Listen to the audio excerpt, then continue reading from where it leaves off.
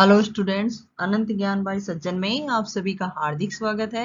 यदि आप इस चैनल पर नए हैं तो please like, share and subscribe जरूर कर लीजिए। आज हम क्लास 11 हिस्ट्री चैप्टर 2 लेखन कला और शहरी जीवन से संबंधित महत्वपूर्ण नोट्स पढ़ेंगे, जो कि मैं आपको इस चैप्टर के नोट्स जो है वो मैंने 2 पार्ट में किए हैं, जो कि मैं आपको 2 क्लासों में पूरा करवाऊंगी।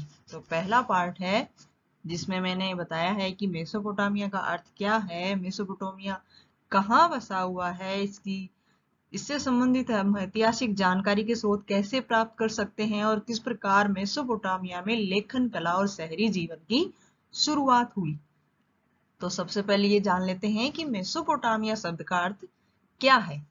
यह शब्द यूनानी भाषा के 2 शब्दों मेसोस यानी मध्य, पोटेमोस यानी नदी से मिलकर बना हुआ है। अर्थात मेसोस का अर्थ होता है मध्य में और पोटेमोस का अर्थ होता है नदी, यानी मध्य में, नदियों के मध्य बसा हुआ। मेसोपोटामिया दजला व फरात नदियों के बीच की उपजाऊ धरती को इंगित करता है। अर्थात दजला और फरात नदियों के बीच में जो उपजाऊ धरती का मैदान है उसे मेसोपोटामिया के नाम से जाना जाता है। मेसोपोटामिया दजला और फरात नदियों के बीच स्थित यह प्रदेश आजकल इराक गणराज्य का हिस्सा है। शहरी जीवन की शुरुआत इसी सभ्यता से होती है। शहरी जीवन की शुरुआत मेसोपोटामिया में हुई। मेसोपोटामिया की सभ्यता अपनी संपन्नता, शहरी जीवन, विशाल एवं समृद्ध साहित्य, गणित और खगोल विद्या के लिए प्रसिद्ध है। अब जो मेसोपोटामिया है उसी में यह एक इराक गणराज्य का हिस्सा है और इसी में यहीं पर शहरी जीवन की शुरुआत हुई। और इसके अंतर्गत क्या क्या हुआ, इस सभ्यता ने अपनी संपन्नता, शहरी जीवन, विशाल एवं समृद्ध साहित्य और यह गणित और खगोल विद्या के लिए भी विश्व प्रसिद्ध है। अर्थात खगोल विद्या और गणित की शुरुआत यहीं से हुई। अब आगे पढ़ेंगे हम मेसोपोटामिया की ऐतिहासिक जानकारी के प्रमुख स्रोत। मेसोपोटामिया की ऐतिहासिक जानकारी के प्रमुख स्रोत हैं वो क्या क्या है। इसमें आती हैं इमारतें, मूर्तियां, कतरे अर्थात आभूषण, औजार, मुद्राएं, मिट्टी की पट्टिकाएं तथा लिखित दस्तावेज। अब इन सभी के सहयोग से हम मेसोपोटामिया की जो ऐतिहासिक जानकारी है, इतिहास के बारे में पता कर सकते हैं। मेसोपोटामिया की भाषा कौन सी है? इस सभ्यता में सबसे पहले सुमेरियन भाषा और उसके बाद अक्दी भाषा और बाद में अरामाइक भाषा बोली जाती है। 1400 ईसा पूर्व से धीरे धीरे अरामाइक भाषा का प्रवेश हुआ। यह हिब्रू भाषा से मिलती जुलती थी और 1000 ईसा पूर्व के बाद यह व्यापक रूप से बोली जाने लगी और आज भी इराक के कुछ भागों में बोली जाती है। अरामाइक भाषा है जो ब्राह्मी और प्राकृत भाषा का मिला जुला रूप है। मेसोपोटामिया की भौगोलिक स्थिति। अब इसकी भौगोलिक स्थिति के बारे में हम जानकारी लेते हैं। यह क्षेत्र आजकल इराक गणराज्य का हिस्सा है, अर्थात यह क्षेत्र इराक गणराज्य में स्थित है। इसके शहरीकृत दक्षिणी भाग को सुमेर और अक्कद कहा जाता था और बाद में इस भाग को बेबीलोनिया कहा जाने लगा। और बेबीलोनिया के बारे में तो आपने सुना है, क्योंकि इसमें विश्व प्रसिद्ध विरासत जो कि बेबीलोनिया के झूलते हुए बगीचे यहीं पे थे। इसके उत्तरी भाग को असीरियाइयों के कब्जा होने के बाद असीरिया कहा जाने लगा। इस सभ्यता में नगरों का निर्माण 3000 ईसा पूर्व में प्रारंभ हो गया था। उरुक, उर और मारी इसके प्रसिद्ध नगर थे। अब इसके प्रसिद्ध नगर कौन कौन से थे? उरुक, उर और मारी। और इसमें जो नगरीय सभ्यता का निर्माण था वह 3000 ईसा पूर्व से प्रारंभ हो गया था। यहाँ स्टेपी घास के मैदान है अतः पशुपालन खेती की तुलना में आजीविका का अच्छा साधन है। अतः यहाँ कृषि, पशुपालन, व्यापार आजीविका के विभिन्न साधन है। स्टेपी घास के मैदान जो कि पशुपालन के लिए बहुत ही उन्नत होते हैं। यहाँ के लोग औजार बनाने के लिए कांसे का इस्तेमाल करते थे। यहाँ के उरुक नगर में एक स्त्री का शीर्ष मिला है जो सफेद संगमरमर को तराश कर बनाया गया है, वार का शीर्ष। श्रम विभाजन एवं सामाजिक संगठन शहरी जीवन एवं अर्थव्यवस्था की विशेषता थे। यहाँ खाद्य संसाधन तो समृद्ध थे ही, परंतु खनिज संसाधनों का अभाव था जिन्हें तुर्की, ईरान अथवा खाड़ी पार देशों से मंगाया जाता था।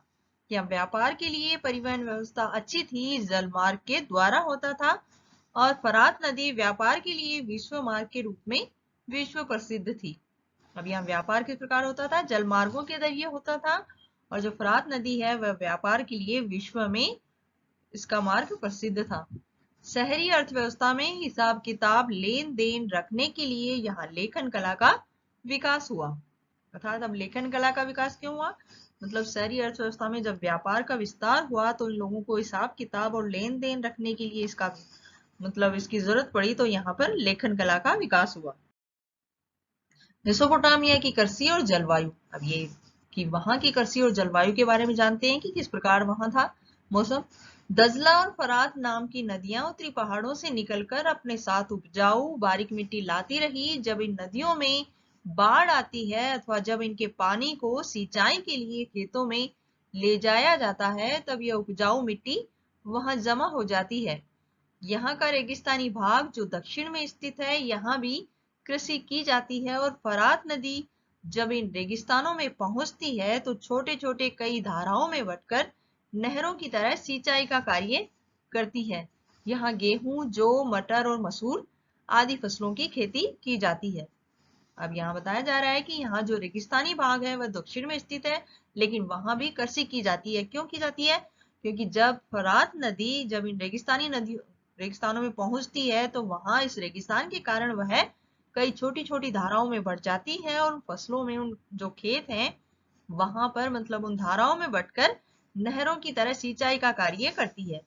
इसलिए यहाँ गेहूं, जौ, मटर और मसूर आदि फसलों की खेती की जाती है। दक्षिणी मेसोपोटामिया की खेती सबसे ज्यादा उपज देने वाली हुआ करती थी। हालांकि वहां फसल उपजाने के लिए आवश्यक वर्षा की कुछ कमी रहती थी। अब ज्यादा उपज देने वाली क्यों थी, क्योंकि वहां जब मतलब वो दजला और फरात नाम की जो नदियां थी जो पहाड़ों से निकल कर आती थी तो अपने साथ उपजाऊ बारीक मिट्टी लाती थी, जिससे मतलब वहां जो भी अनाज उपजता वह अधिक होता था। स्टेपी क्षेत्र का प्रमुख कार्य पशुपालन था। यहाँ खेती के अलावा भेड़, बकरियां और स्टेपी घास के मैदानों, पूर्वोत्तरी मैदानों और पहाड़ों के ढालों पर पाली जाती थी। मेसोपोटामिया के प्राचीनतम नगर, इस सभ्यता में नगरों का निर्माण 3000 ईसा पूर्व में प्रारंभ हो गया था। उरुक और मारी इसके प्रसिद्ध नगर थे। यहाँ उर नगर में नगर नियोजन पद्धति का अभाव था। गलियां टेढ़ी मेढ़ी एवं सकरी थी। जल निकास प्रणाली अच्छी नहीं थी। उर्वासी घर बनाते समय शकुन अपशकुन पर विचार करते थे। अब यहाँ की जो नगरीय व्यवस्था थी वह किस प्रकार की थी, मतलब यहाँ नगर नियोजन पद्धति का अभाव था और गलियां टेढ़ी मेढ़ी थी, मतलब व्यवस्थित रूप से नहीं थी और बहुत ज्यादा सकरी थी, जिससे कि जल निकास की प्रणाली अच्छी नहीं थी। मतलब उन टेढ़ी मेढ़ी और सकरी गलियों में जल का निकास नहीं हो पाता था, और उर्वासी घर बनाते समय शकुन और अपशकुन ज्यादा देखते थे। 2000 ईसा पूर्व के बाद फरात नदी की ऊर्ध्व धारा पर मारी नगर शाही राजधानी के रूप में फला और फूला। मतलब जब 2000 ईसा पूर्व मतलब 3000 ईसा पूर्व से पहले तो नगरीय सभ्यता का विस्तार हुआ, और 2000 ईसा पूर्व के बाद जब फरात नदी की ऊर्ध्व धारा पर एक मारी नगर की स्थापना हुई तो वह शाही राजधानी के रूप में फला फूला। यह अत्यंत महत्वपूर्ण व्यापारिक स्थल पर स्थित था। इसके कारण यह बहुत समृद्ध तथा खुशहाल था, अर्थात यह फरात नदी की तट पर बसा हुआ था। यहाँ जिमरीलियम का राजमहल मिला है तथा एक मंदिर भी मिला है। हमारे शहर में क्या मिला है, जिमरीलियम का राजमहल और एक मंदिर भी। लेखन कला, यहाँ की लेखन कला कैसे थी, मेसोपोटामिया में जो पहली पट्टिकाएं पाई गई हैं वे लगभग 3200 ईसा पूर्व की हैं। इन पर सरकंडे की तीखी नोक से कीलाकार लिपि द्वारा लिखा जाता था। फिर इन पट्टिकाओं को धूप में सुखा लिया जाता था और इसी प्रकार लेखन कला का विकास हुआ। अब लेखन प्रणाली की विशेषताएं क्या थी, ध्वनि के लिए कीलाक्षर या कीलाकार चिन्ह का प्रयोग किया जाता था और वह अकेला व्यंजन या स्वर नहीं होता था। अलग अलग ध्वनियों के लिए अलग अलग चिन्ह होते थे, जिनके कारण लिपि को सैकड़ों चिन्ह लिखने पड़ते थे। सूखने से पहले इन्हें गीली पट्टी पर लिखना होता था और लिखने के लिए कुशल व्यक्ति की आवश्यकता होती थी। इसमें भाषा विशेष की ध्वनियों को एक दृश्य रूप देना होता था। अब जो इनकी लेखन प्रणाली थी उसकी विशेषता कैसी थी, मतलब ध्वनि के लिए इन लोगों ने एक कील जैसा जो कीलाकार था, कील की तरह उस चिन्ह का प्रयोग किया, और वह ना तो स्वर होता था और ना ही व्यंजन, और अलग अलग ध्वनियों के लिए अलग अलग चिन्ह होते थे। जिसके कारण मतलब सभी ध्वनियों को अलग अलग रूप से समझा जाता। और इनको मतलब जिस पट्टी पर लिखना होता था उसे पहले वो गीली पट्टी पर लिखना होता था और उसी के बाद उसे सुखाया जाता था और इस प्रकार लेखन प्रणाली का विकास हुआ। तो बच्चों, आज का चैप्टर के जो नोट्स हैं, जो मैंने पार्ट फर्स्ट है वो यहीं समाप्त होता है, और अगली क्लास जो कि पार्ट 2 है इससे संबंधित इसी चैप्टर से, वो अगली क्लास में देखेंगे। तब तक के लिए अलविदा और अगली क्लास का इंतजार करते रहिए।